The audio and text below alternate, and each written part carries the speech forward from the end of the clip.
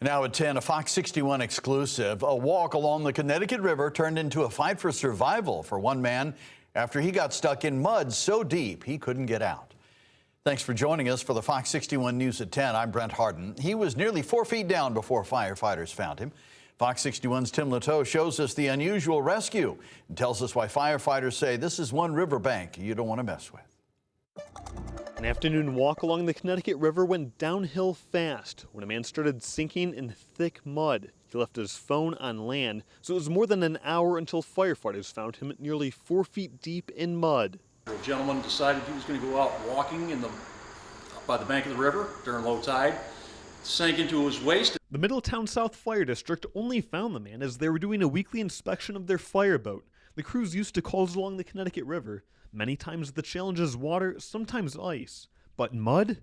That was a first for firefighter Cody Dudek. He hoped tossing a rope to the stranded man would be enough. A little bit of pulling showed that we couldn't really get him out from the shoreline.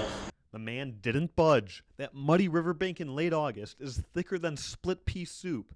Firefighters Michael Cortezzo and Dudek took one for the team and suited up in their thick, multi-layered exposure suits. And those are typically used for ice rescues in the dead of winter, not an 83-degree summer day. To make sure that we ourselves weren't sinking, the find some stable ground and build a little bit of bridging together using backboards and logs. It took 15 minutes just to reach the stranded man, then it was another 20 minutes of pulling and stretching to get him out of the mud. It was a lot of pulling and rest periods, where we would get him out a few inches and then we'd have to stop. Firefighters got the man out safely and uninjured. He was taken to the hospital as a precaution. What would have been a relaxing Friday on the river ended up as a struggle of man versus earth. Moss says it's easy to avoid being in that man's sucked-off shoes. Stay to dry ground, and when in doubt, don't go near the wet stuff. And while firefighters say the best way to prevent getting trapped is to avoid questionable areas, if you do happen to get stuck, the best advice is to lean back and to wiggle your legs slowly to allow those pockets to fill with water.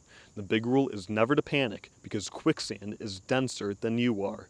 In Middletown, Tim Lateau, Fox 61.